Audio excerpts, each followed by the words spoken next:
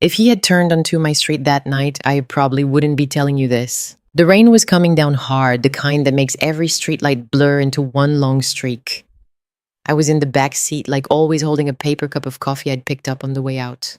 Same routine, same time, same driver. We were about a block away when I noticed it. He didn't slow down. "You missed my street," I said, leaning forward just enough so he could hear me over the rain. He didn't answer right away, just kept both hands on the wheel, eyes straight ahead, like I hadn't said anything. Then he spoke calm, steady. "I didn't miss it." That was the moment something in my chest tightened. I sat back slowly. "What do you mean you didn't miss it?" He didn't look at me, didn't turn, just drove straight past the corner like my house wasn't even there. Then he said it. "Don't go home tonight." I remember staring at the back of his seat, waiting for him to explain. People don't say things like that unless they're joking or confused or about to say something else that makes it make sense. He didn't say anything else. "Excuse me," I said. "You heard me?" he replied. Same calm tone. No urgency. That somehow made it worse. "You can't go home tonight." For a second, I thought about the simplest explanation. Maybe he had the wrong passenger. Maybe he was mixed up. Maybe I should have told him to pull over and let me out. But I didn't. Because in the 4 months I'd been riding with Raymond Cole, he had never made a mistake. Not with directions, not with timing, not with anything. And he wasn't the kind of man who said extra words. "My name is Gloria Bennett. I'm 58 years old. And 6 months before that night, I buried my husband. After the funeral, everything changed in ways I didn't expect. The house felt too quiet. Bills showed up like they had a personal grudge. And time stretched out in ways that didn't feel normal. I had worked most of my life in compliance. Nothing glamorous, just checking records, making sure numbers matched, making sure what was supposed to happen actually happened. I was good at it, careful, methodical. The kind of person who noticed when something didn't line up, even if it was small. When my husband got sick, I stepped away from work. By the time he was gone, so was most of what we had saved. So I went back. The job I took wasn't at a law firm, not exactly. Harbor Point Records and compliance. Companies sent their files there, insurance claims, settlements documentation that had to be stored, verified, and kept in order. My shift started in the evening and ran late into the night. Quiet work, fewer people, no small talk. That part suited me just fine. Getting home didn't. Baltimore after midnight isn't where you want to be figuring things out alone. My son Marcus told me to use a ride service. I didn't love the idea, but I didn't have many options. That's how I met Raymond. First night, he just confirmed my name, confirmed the address, and drove. No conversation, no small talk, no questions that didn't need asking. I requested him again the next night, and the next. After a while, it stopped feeling like a ride and started to feeling like something I could count on. Same pickup spot, same time, same quiet drive through streets that looked half asleep. One night I brought an extra coffee. "You don't have to do that," he said. I know I told him it's cold. He took it anyway. After that, it became the habit. I'd bring 2. One for me, one for him. Nothing big, just something that made the ride feel less like a transaction. He noticed things too. If my shift ran late, he was already there. If my porch light didn't come on right away, he waited until it did before pulling off. Never said anything about it. Just did it. That kind of attention. You don't realize how much it matters until it does. "Raymond," I said, now trying to keep my voice steady, "what are you talking about?" He finally glanced at me through the rearview mirror. Just for a second. "You were right to notice the numbers," he said. "That didn't make any sense, not yet." "What numbers?" He looked back at the road. "Think about it," he said. "You said they didn't match." I tightened my grip on the coffee cup without realizing it. "That's work," I said. "That doesn't have anything to do with..." "It does," he cut in, still calm. "You just don't see how yet." The rain hit harder against the windshield. We were 2 blocks past my house now, maybe 3. I turned in my seat, trying to look back through the rear window. But all I could see was streaks of light and shadow. "Turn around," I said. "If there's a problem, I need to know what it is." Raymond didn't slow down. "Not like this," he said. "Then how?" He didn't answer right away. Just drove, hands steady, same as always. Then he said almost under his breath, "Because if I'm right, he won't be looking for you out here." I felt that same tightness in my chest again, only this time it didn't go away. "What are you talking about?" I asked. Raymond's eyes stayed on the road. "He'll be at your house." I kept my eyes on the windshield, but my mind was already back at my front door, picturing it closed, locked exactly the way I'd left it. "That doesn't make sense," I said more to myself than to him. Raymond didn't argue. He didn't try to convince me. He just kept driving steady as always, like he had already made up his mind. I locked everything I added. Front door, back door, the gate, everything. He nodded once. "I believe you." That didn't help. We drove in silence for a while after that. The kind that isn't comfortable but also isn't something you know how to break. I watched the streets pass by trying to decide if I was overreacting or if I hadn't been reacting enough. Because the truth was, this didn't start tonight. It started weeks ago. Maybe earlier. I just didn't have a name for it yet. After my husband passed, I had to get practical fast. Grief doesn't pause your mortgage. It doesn't slow down utility bills. It just sits there in the background while everything else keeps moving. I had worked most of my adult life in compliance, checking records, verifying information, making sure numbers lined up. It's not exciting work, but it's honest. Either something matches or it doesn't. After my husband got sick, I stepped away from it. By the time he was gone, most of our savings were gone too. So I took the first job that made sense. Harbor Point Records and Compliance. Not a law firm, not an insurance company, but connected to both. They handled archived case files, insurance claims, settlements, documentation that needed to be stored and verified before it disappeared into long-term storage. My job was simple on paper. Open the file, check the numbers, confirm the entries, make sure what was scanned matched what was recorded. If something didn't line up, flag it. Most nights, everything lined up. That's what made the first mistake easy to ignore. It was small. A settlement amount off by just under 2%. Not missing. Not even wrong in a way that would jump out. Just adjusted. The scanned document showed one number. The system showed another. I assumed it was a clerical issue. Someone typed too fast. Someone uploaded the wrong version. It happens. I corrected it, logged it, and moved on. The next night, I found another one. Different case, same kind of adjustment. That's when I slowed down. Not enough to make it a problem. Just enough to start paying attention. I didn't report anything. Not yet. In that line of work, you don't raise a flag unless you're sure. False alarms don't just waste time. They put your name on a list you don't want to be on. So I started writing things down. Nothing official, just a small notebook I kept in my bag. Case numbers, original amounts, adjusted totals, dates, times. I told myself it was just for peace of mind. But after a few days, it stopped feeling like that. Because the numbers weren't random. They followed a pattern. Always small adjustments, always after verification, always in cases that moved through the system late at night. That's not how mistakes behave. Mistakes are messy. They show up in different ways at different times with no real consistency. This was consistent. Too consistent. I leaned back in my chair one night, staring at the screen longer than I should have.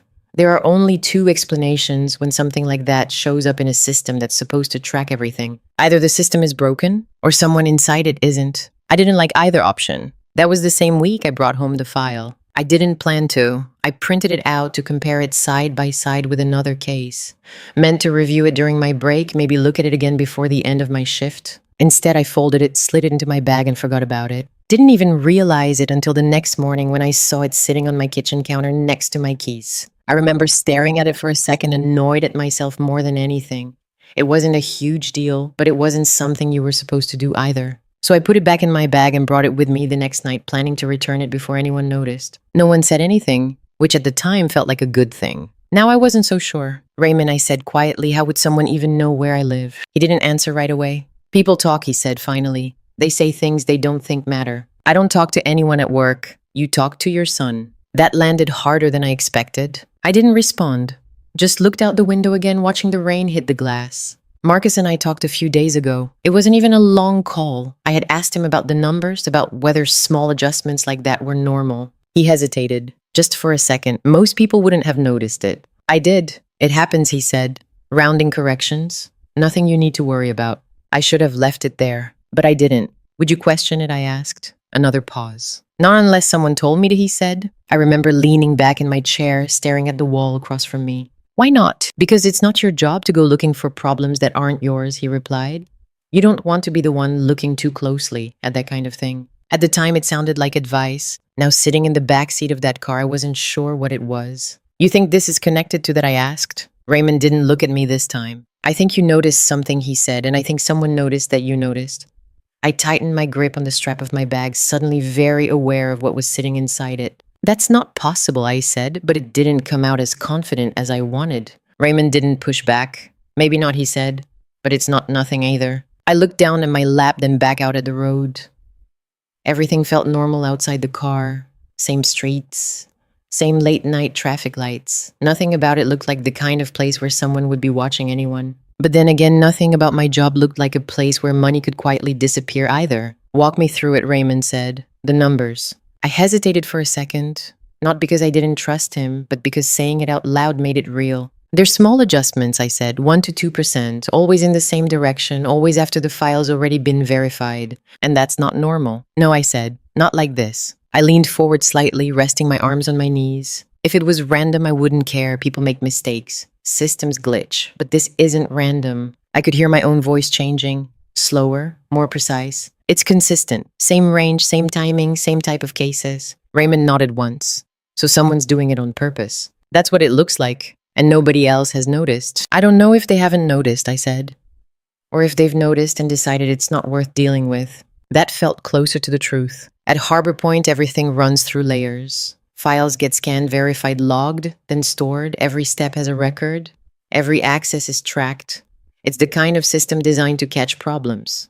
Which means if something keeps happening, it's either sleeping through by accident, or it's being done by someone who knows exactly where not to get caught. I sat back again, letting that thought settle. I started logging them, I said, just for myself. What kind of logging? Case numbers, original amounts, adjusted amounts, timestamps, anything that might connect. Raymond glanced at me in the mirror. You still have it? I nodded. In my bag. He didn't say anything for a moment. That's good, he said finally. But it also means you've got something someone else might not want you to have. I didn't like how that sounded. It's not evidence, I said quickly. It's just notes. That doesn't matter, he replied. If it points to something, it's enough. I looked down at my hands again. They were steady, but I could feel the tension sitting just under the surface. There's more, I said. Raymond waited. The cases, they're not random either. What do you mean? They're all processed through similar channels. Same type of claims. Same regions. And some of them I paused, choosing my words carefully. Some of them go through systems connected to where my son works. Raymond didn't react right away. Just kept driving. That's not proof, I added quickly. It doesn't mean anything by itself. But it means something to you, he said. Yes. We stopped at a red light. The glow from it filled the car for a second before shifting back to darkness. I checked the internal logs, I continued, not deeply, just enough to see patterns, access times, who's opening what. And there's a name that keeps showing up, I said, not on the files themselves. In the building access logs, night shifts, same windows of time when the adjustments happen. Raymond's hands tightened slightly on the wheel. What name? Eric Dalton. There was a pause, not long but long enough. I've had him in the car before, Raymond said. I looked up. You're sure? Yeah, he said. Couple of times. Late pickups, always on the phone, or just finishing a call. What kind of calls? He shook his head slightly. Didn't sound like anything serious. That's the thing. People talk more when they think nobody's paying attention. I leaned forward again. Did he ever mention work? Bits and pieces, Raymond said. Nothing that stood out at the time. That's not helpful. It is now, he replied. The light turned green and we moved again. He talked about an audit once, Raymond said after a moment. My stomach tightened. What about it? Said someone was looking too closely, he said. Didn't say who, just that it was a problem. I didn't say anything. And he mentioned numbers, Raymond added. Small ones. Said if you spread them out enough, nobody notices. That landed exactly where it needed to. That's what I'm seeing, I said quietly. I figured. I sat back again, my mind trying to line everything up. The numbers, the pattern, the access logs, Eric Dalton, the audit. It all fit too cleanly. And you think he knows about me? I asked. Raymond didn't answer right away. I think he said slowly that if he's paying attention to the same things you are, then it's possible. That wasn't reassuring. We drove another block in silence. Then I asked a question I hadn't wanted to say out loud. How would he know it's me? Raymond glanced at me in the mirror again. Because you didn't just notice it, he said. You started tracking it. I felt that same tightness in my chest again. That's internal, I said. Nobody sees my notes. No, he agreed, but they might see what you do. I frowned. What does that mean? He took a breath before answering. It means if you looked at the same files more than once, if you spent longer on certain cases, if you pulled something aside. My mind jumped ahead before he finished the sentence. The print, I said. Raymond didn't respond. I stared straight ahead, replaying it in my head. The night I printed that file. The moment I folded it and put it in my bag. The next morning when I found it on my kitchen counter. You printed something, Raymond said, not as a question. Yes. And you took it out of the building. I didn't mean to. That doesn't matter, he said. I exhaled slowly, trying to keep my thoughts from spiraling. If someone saw that in the system, I said, they wouldn't know why, Raymond replied. But they'd know you pulled something. I didn't say anything. Because now there was only one question left that mattered. What if he thinks I took more than that? I leaned back into the seat, but I wasn't really sitting there anymore. I was already at my house, walking through every room in my head, checking things I thought I remembered. I always locked the back gate, I said, every night. Raymond nodded.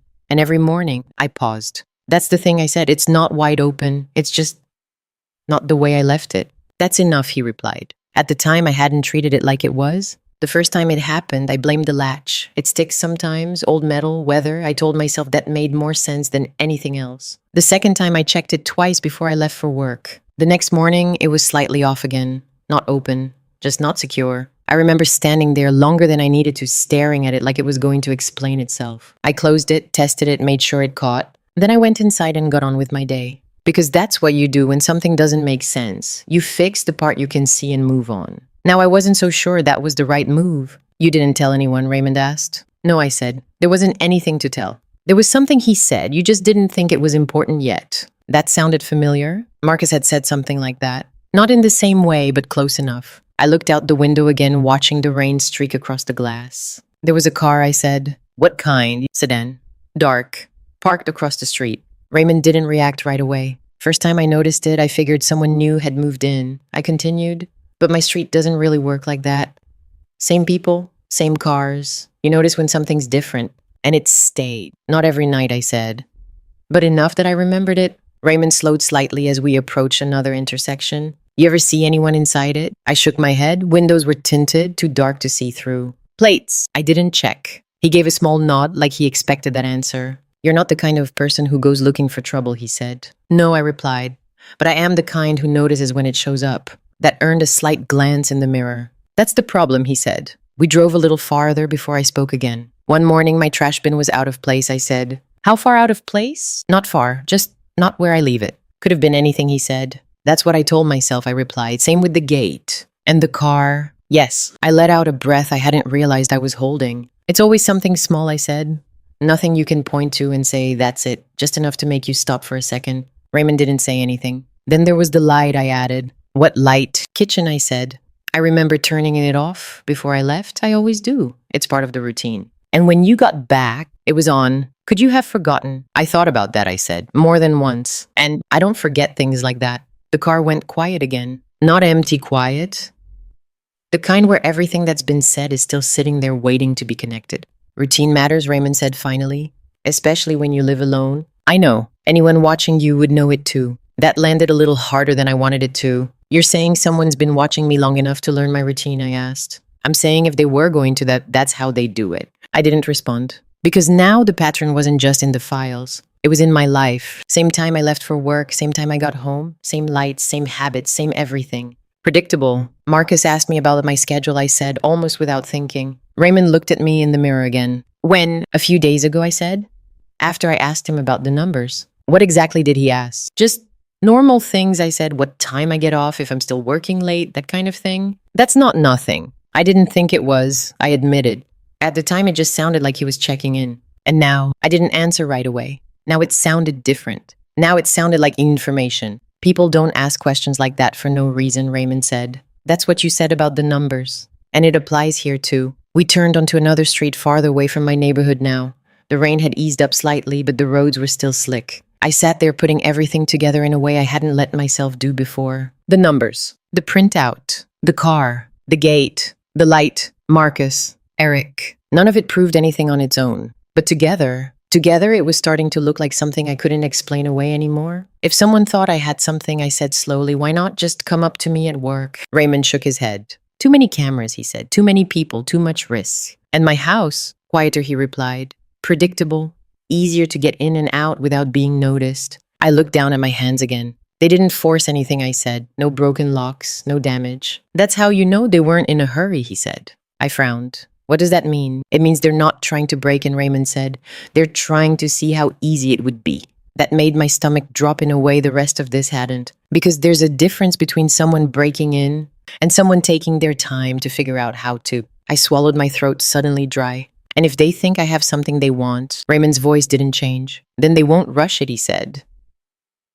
I looked down at my phone, my thumb hovering over Marcus's name, like it might give me a different answer this time. I'm calling him, I said. Raymond didn't stop me. Go ahead. The line rang twice before Marcus picked up. Hey, Mom, he said casual, like it was any other night. You okay? That question sat wrong immediately. Yeah, I said, I just had a quick question. About what? The files I told you about? The ones with the small adjustments? There was a pause, not long, just enough. I told you, he said, that kind of thing happens. Not like this, I replied. Another pause. I could hear something in the background, office noise maybe, or just him shifting the phone. What exactly are you looking at, he asked. The way he said it wasn't curious, it was careful. Just numbers, I said, patterns. You shouldn't be digging into that, he said. That landed a little harder this time. I'm not digging, I replied. It's my job to verify. Your job is to verify what's in front of you, he cut in. Not go looking for something behind it. I went quiet. Raymond didn't look at me, but I could tell he was listening. Marcus, I said, keeping my voice steady. If something's off, I'm supposed to flag it. If it's actually off, he said, not if it just looks different. It doesn't just look different. You don't know that, he replied. That tone, I hadn't heard it from him before, not directed at me. I've been doing this a long time, I said. I know, he said quickly. I'm not saying you're wrong. I'm saying you don't want to be the one pushing on something like this unless you're absolutely sure. That's exactly what I'm trying to figure out. Then stop trying to figure it out, he said. There it was. Not advice, not concern. A line. I sat back in the seat, staring straight ahead. Why, I asked them. Silence. Then because it's not your responsibility to fix everything you notice. That's not what this is, I said. Then what is it, he shot back. I didn't answer right away. Because I didn't have a clean answer. It's just numbers, I said finally, but they don't make sense. Then let someone else deal with it, he replied. That's how this works. That was the first time he sounded impatient, not worried, not protective, just done with the conversation. I shifted slightly in my seat, my grip tightening on the phone. Have you seen anything like this before, I asked? A pause. Sometimes, he said. Sometimes, yeah, small adjustments, corrections, it's not unusual. Do you question them? Another pause. Longer this time. Not unless someone tells me to. I closed my eyes for a second. And if no one tells you to, I process it, he said. Just like that. No hesitation. No second thought. I opened my eyes again, staring at the dashboard. That doesn't bother you, I asked. It's not my job to be bothered, he said. It's my job to do what I'm assigned. I let that sit there, because now it wasn't about the numbers anymore. It was about what he was willing to ignore. Marcus, I said quietly, has anyone said anything about an audit? There was a slight shift on the other end of the line. Why are you asking that, he said. Just answer me. Another pause. Things come up, he said. That doesn't mean anything. Has anyone said someone's looking too closely? Silence. Then you're asking the wrong questions.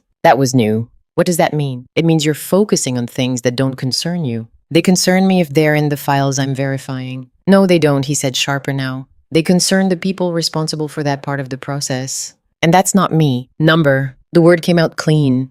Immediate. I looked over at Raymond, who kept his eyes on the road. Then who is it, I asked. That's not something you need to know. That was the moment something shifted. Not in this situation. In him. Because Marcus had always been straightforward with me. Maybe not open about everything, but never closed off like this. You're telling me to ignore it, I said. I'm telling you to do your job and go home, he replied. The words hung there for a second. Go home. I almost laughed. Yeah, I said slowly. About that. What about it? I hesitated just for a second. Then I said it. I'm not going home tonight. Silence. What do you mean, he asked. I mean exactly that. Why? I glanced at Raymond, then back down at the phone. Because something doesn't feel right. That's not a reason, Marcus said. It is to me. Another pause. Longer this time. Mom, he said. And now his voice was lower. You're overthinking this. Am I? Yes. I leaned back again, letting out a slow breath. Then answer me one thing, I said. What? If someone thought I had something they didn't want me to have? I stopped there for a second. Because now I wanted to hear how he'd respond before I finished the thought. What would they do? Marcus didn't answer right away. And that silence told me more than anything he could have said. Finally, he spoke. They wouldn't do anything, he said. Because you don't have anything. I looked down at my bag, at the notebook inside it, at the file I wasn't supposed to take home, at everything I had written down. No, I said quietly. Maybe not. Then I ended the call. I didn't look up right away. Just sat there, phone still in my hand, listening to the quiet hum of the engine. Raymond didn't ask what was said. He didn't need to. People don't shut down like that unless there's a reason, he said. I nodded once. I know. Because now it wasn't just what Marcus had said. It was what he didn't say. And that was harder to ignore.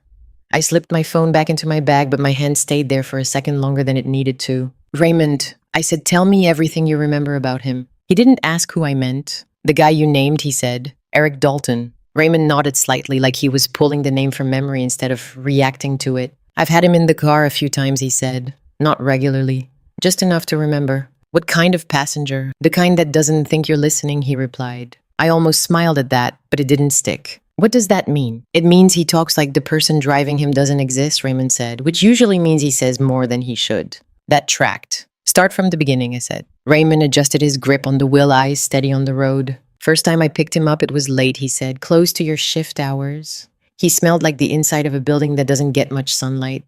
Cleaning chemicals, dust, you can tell when someone works indoors overnight. That matches, I said. He's security. Raymond nodded. He got in, didn't say much at first. Then his phone rang. He answered, and that's when he started talking. What did he say? Nothing that sounded important on the surface, Raymond replied.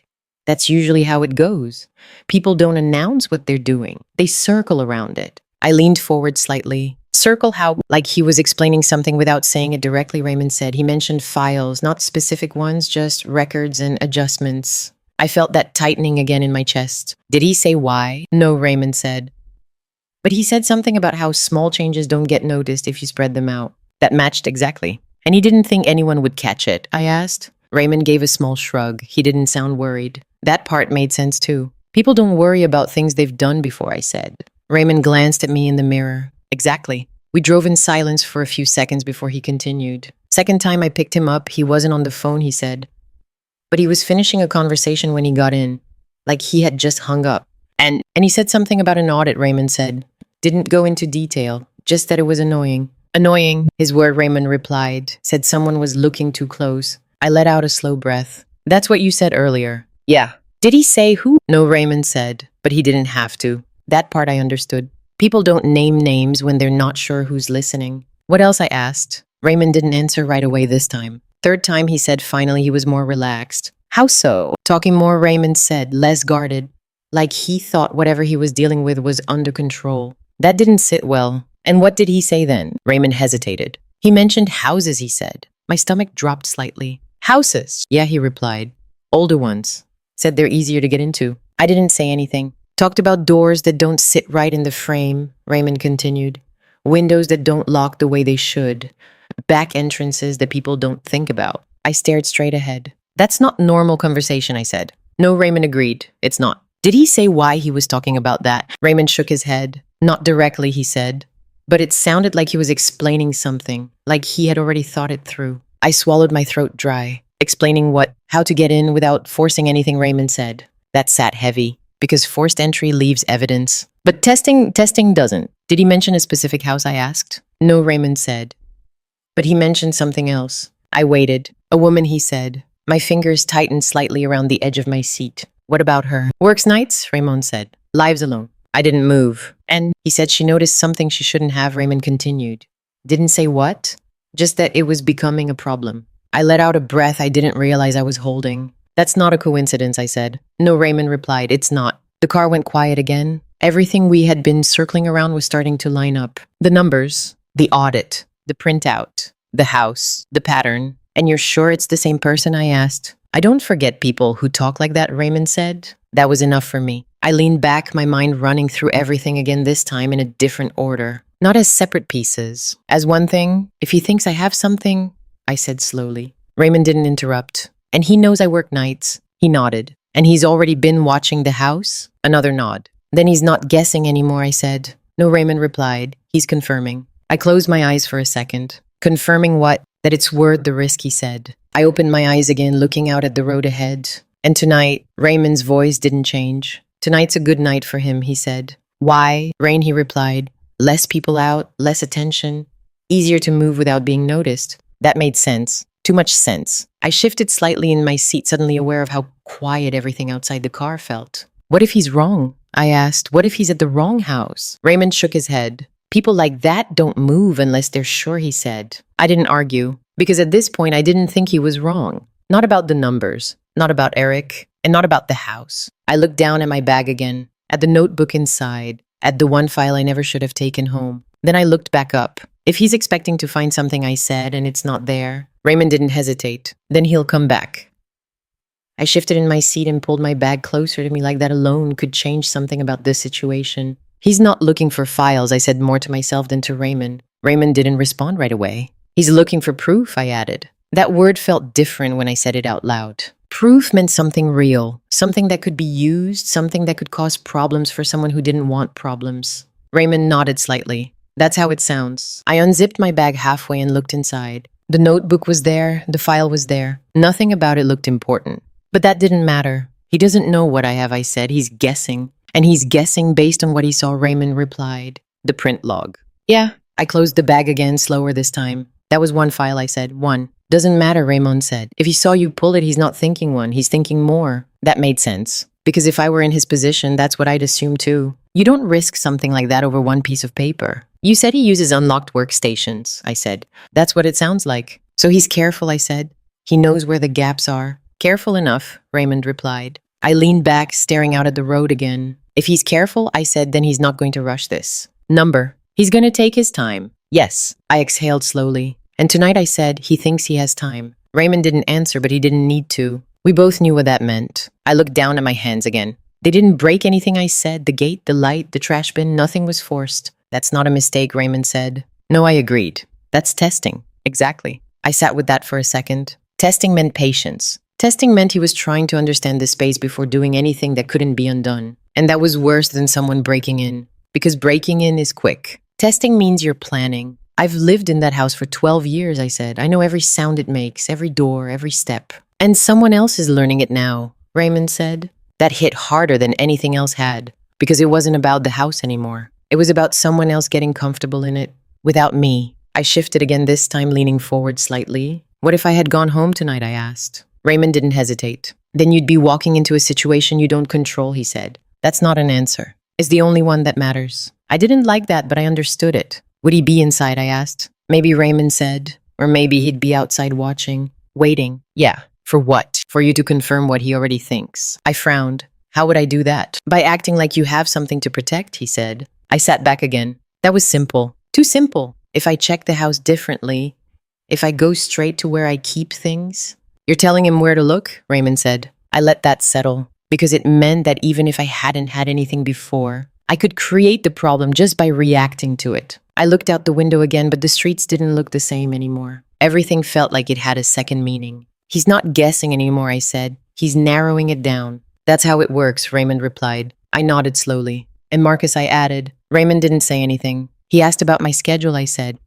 Specifics, times, days. That's information, Raymond said. Yes. Did you give it to him? I hesitated. Some of it I admitted. That's enough. I leaned my head back against the seat. Do you think he knew what he was doing? Raymond didn't answer right away. I think people don't always think about where information ends up, he said finally. That's not the same thing. No, he agreed. It's not. I closed my eyes for a second. Because now it wasn't just about someone outside the house. It was about how they got there. And how much help they might have had without anyone realizing it. I told him about the file I said, about the pattern. And he told you not to look closer. Yes. That wasn't random. Number. I opened my eyes again. And I still kept looking. I said, Raymond gave a small nod. You did. We drove another block, then another. The rain had eased off now, but the streets were still wet, reflecting the lights in long, stretched lines. Let's say he gets in, I said. Let's say he goes through the house. Raymond didn't interrupt. He's not going to find anything, I continued.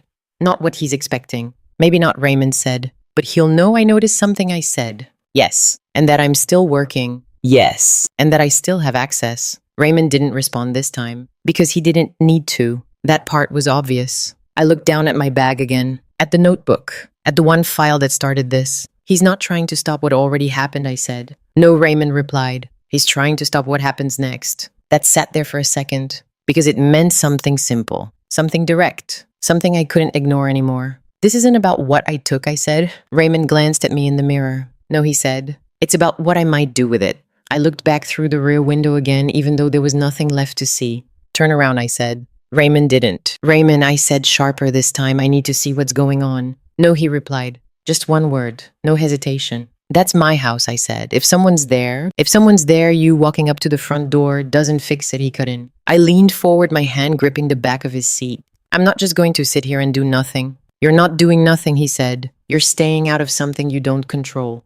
That's not the same thing. It is tonight. I pulled back frustrated. You don't even know if he's still there, I said. Raymond exhaled slowly. I don't need to, he replied. If he was there 10 seconds ago, that's enough. That line stayed with me. Because it made the decision simple in a way I didn't like. It didn't matter if he was still there. It mattered that he could have been. I looked down at my bag again, then back out at the road. Pull over, I said. Raymond didn't argue this time.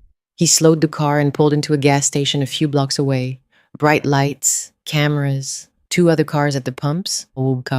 He He didn't turn the engine off. For a second, neither of us spoke. Then I said it. He thinks I have something. Raymond nodded once. He thinks you might. I don't take files home, I said. That's not how this works. He doesn't know that, Raymond replied. I looked down at my bag again. The notebook. The file? The notes I had been keeping, thinking they were just for me. It doesn't have to be real, I said. It just has to look real. That's usually enough, he said. I leaned back in the seat, staring at the fluorescent lights overhead. What if he's just checking, I asked. What if this is just a look around? Raymond shook his head. People don't check houses in the rain at midnight for no reason, he said. That shut that down. I let out a breath and rubbed my forehead. Walk me through it, I said. If you're him. Raymond didn't hesitate. He pulls up, he said. Parks where he's not obvious. Watches for a minute. Makes sure no one's around. I listened. Then he checks the front, Raymond continued. Not to go in. Just to see if anything's changed. Lights, locks, movement.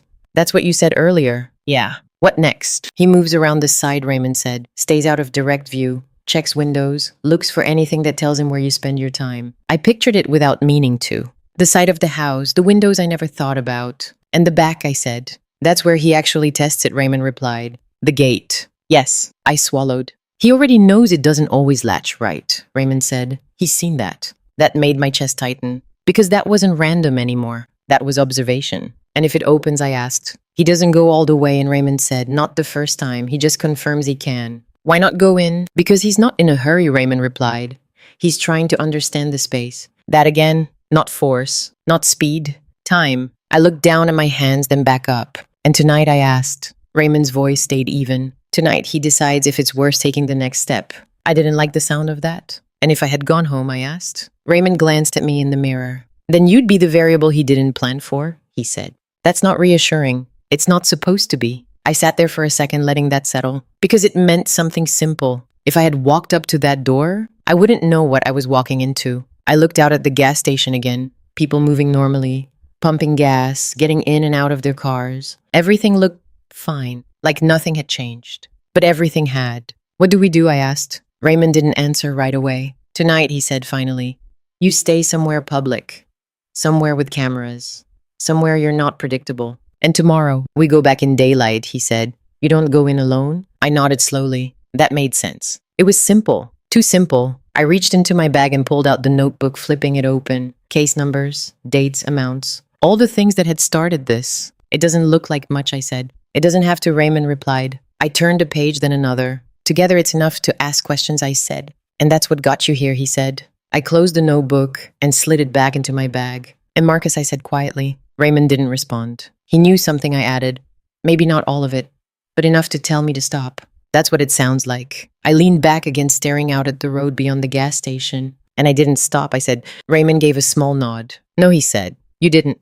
I sat there for a moment longer, then looked at him. Drive, I said. He didn't ask where. He just pulled out of the lot and back onto the road. And for the first time that night, I wasn't thinking about getting home. I was thinking about what I was going to do when I did. I stood in my driveway the next morning, keys in my hand, staring at a house I had walked into thousands of times without thinking. Raymond stayed in the car. Not because he had to, because he understood. The front door looked the same. No damage, no signs of forced entry. The windows were intact. The porch light was off exactly the way I had left it. Everything looked normal. That's what made it worse. I walked up slowly, unlocked the door, and stepped inside. Nothing moved, nothing felt out of place. The air was still, the kind of still that makes you listen a little harder than usual. I didn't rush. I checked the living room, then the kitchen. That's when I saw it. The back door, locked. But the curtain was slightly out of place. Not much, just enough that I knew it wasn't how I left it. I stepped outside. The gate was open. Not broken, not bent. Just open. That was all I needed to know. I didn't panic. I didn't call anyone right away. I just stood there for a second looking at something that confirmed what I had been trying not to fully believe. Someone had been there, and they hadn't needed to force anything. After that, things moved the way they actually do in real life. Slow, careful, with more questions than answers at the beginning. I filed a report. Raymond gave his statement. I handed over my notes, the notebook I had been keeping, the one that didn't look like much on its own. But it wasn't just the notes. It was the pattern, the timestamps, the access logs, the audit trail. That's what mattered. It didn't happen overnight. There wasn't a dramatic moment where everything came together at once. It took time. Days turned into weeks. But eventually it lined up. Eric Dalton wasn't caught because he made one big mistake. He was caught because he made the same small one over and over again. accessing systems after hours, using workstations that weren't secured, making adjustments that were small enough to avoid attention, but consistent enough to create a trail. That's what people forget. You don't get caught because you do something once. You get caught because you think you won't. The company handled it internally first, then it moved further. Eric was charged. Not just for the financial side of it, but for unauthorized access, for crossing lines he thought no one was watching closely enough to see. And the truth is, for a while, no one was, except me. That part mattered more than I expected, because this wasn't about being right. It was about not ignoring something just because it was easier to look away. But the part that stayed with me the longest wasn't Eric. It was Marcus. My son didn't break into my house. He didn't touch a single file. He didn't change any numbers. But he saw enough. More than enough. The investigation showed that. He had access to the same systems. He saw the same flags I did. Maybe not all of them, but enough to know something wasn't right. And he chose not to act. Not because he was told not to, because it was easier not to. He processed the files, he approved the work, he hit his targets. He got his bonus. When I asked him about it later, there wasn't a big argument. No shouting. No dramatic moment where everything fell apart at once. I asked him one question. You knew something wasn't off. He didn't deny it. I didn't think it mattered that much, he said. That was it. No excuses, no long explanation. Just that. And that's the part people don't talk about when they think about family revenge stories or revenge stories in general. They imagine someone doing something terrible on purpose. They imagine betrayal as something loud, obvious, easy to point to. But that's not how it always works. Sometimes it's quiet. Sometimes it looks like someone deciding not to ask a question, or not to look closer, or not to get involved. That's how things grow. That's how something small turns into something dangerous. Marcus was in charge. There wasn't enough for that. But he lost his job. And more than that, he lost something he didn't even realize he was risking. Trust. That doesn't come back the way it was. I didn't cut him off. Life doesn't work like that. But I don't listen the same way anymore either. And that's a change you don't undo. If there's anything worth taking from this, it's simple. Pay attention to the small things. The numbers that don't quite match. The questions that don't quite feel right. The moments where someone tells you not to look closer. Because that's usually when you should. And don't assume that silence means safety. Most of the time it doesn't. Sometimes it means someone has already decided that whatever's happening isn't their problem. Until it is. This wasn't a loud story. No one kicked down a door. No one raised their voice. But everything changed anyway. And if you're into stories like this, real family drama, grounded family, revenge stories, and quiet revenge stories that actually feel like they could happen in real life, then you already understand why they matter. Because they're not about what people say. They're about what they choose to ignore. If that's the kind of story you want more of, go ahead and subscribe. There's always another one. And chances are it starts the same way this one did. With something small that didn't quite add up.